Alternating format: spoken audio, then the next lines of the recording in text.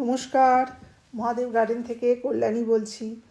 আপনারা কেমন আছেন? আশা করি ভালো আছেন, আমিও ভালো আছি। আজকে বন্ধুরা আমি ছাদ বাগানে ফুলকপি গাছ নিয়ে এসেছি, সবজি একটা। আপনারা অতি সহজেই ছাদ বাগানে ফুলকপি গাছ খুব সহজে যাতে করতে পারেন সেই জন্য আজকে আমি ভিডিওটা নিয়ে আসলাম। এই দেখুন বন্ধুরা, আমি 12টা চারা বসিয়েছিলাম, প্রত্যেকটা গাছেই দেখুন ফুল এসে গেছে এবং বড় বড় ফুলকপিও হয়েছে। আপনারা যখন বাজার থেকে চারা কিনে নিয়ে আসবেন, খুব ছোট ছোট চারা, এক একটা চারা বোধহয় 1 টাকা 2 টাকা এরকম দামে আমি কিনে নিয়ে এসেছি। খুবই ছোট ছোট, 1 আঙুলের মতো। সেইগুলো দেখুন বসিয়ে আজকে আমার এত বড় বড় ফুলকপি আমি সংগ্রহ করতে পারছি। আমি একটা বড় গ্রো ব্যাগে দেখুন বসিয়েছি। মিডিয়াটা আপনাকে খুব ঝুরঝুরে বানাতে হবে, নাহলে কিন্তু গাছটা মরেই যাবে। অনেকেই জিজ্ঞাসা করেছেন যে এঁটেল মাটিতে গাছ হয় কি না।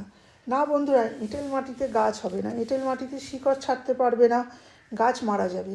আপনারা এটা বালি মিশিয়ে এটাকে ঝুরঝুরে মাটি করে নেবেন, দোআঁশ মাটি করে নেবেন, নিয়ে তারপরে গাছ বসাবেন।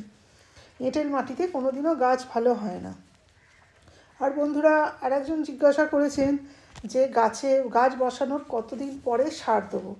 বন্ধুরা, 15 থেকে 20 দিন পরে সার দেবেন। কচি গাছে যখন আপনি গাছটা নিয়ে আসছেন তখন যদি গাছে সার দেন, গাছটা মারাই যাবে, নিতে পারবে না। গাছটাকে আগে বসান, বসিয়ে খানিকটা বড় হোক, তারপরে আপনি ওতে সার প্রয়োগ করবেন। কম করে 15 দিন পরে তো অবশ্যই সার প্রয়োগ করতে হবে। আপনাকে যখন চারা গাছটা বসাবেন, এই ফুলকপির চারা, তখন আপনারা মিডিয়াটাকে আগে 15 দিন 20 দিন আগে মাটিটাকে তৈরি করে রেখে দেবেন। মাটিতে যেরকম দেন হাড়ের গুঁড়ো, শিংকুচি, রক্তসার আর একটু ফাঙ্গিসাইড দেবেন। আমি সাফ ফাঙ্গিসাইড দিয়েছি, দিয়ে মাটির সঙ্গে মিশিয়ে আমি 15 দিন রেখে দিয়েছিলাম। তারপরে সেই মাটিতে আমি চারাটাকে রোপণ করেছি। তারপরে যখন আপনি চারাটা রোপণ করবেন, অন্তত 15 দিন তাতে শুধুই নর্মাল জল দেবেন। খোল পচার জলও তখন দেবেন না, নর্মাল জল দেবেন। গাছটা যখন শিকড়টা মাটির সঙ্গে পুরো ধরে যাবে, তখন দেখবেন আপনার ছোট ছোট পাতাগুলো বড় হচ্ছে। তখন আপনারা গাছের মধ্যে সার প্রয়োগ করবেন। যে নর্মাল যে সারগুলো আছে, যেরকম বললাম, হাড়ের গুঁড়ো, শিংকুচি, রক্তসার, ভার্মি কম্পোস্ট, সাফ ফাঙ্গিসাইড সব মিশিয়ে, আপনার সর্ষের খোল সব মিশিয়ে আপনারা গাছের গোড়ায় দিয়ে মাটি চাপা দিয়ে দেবেন। তারপরে নর্মাল জল দিতে থাকবেন।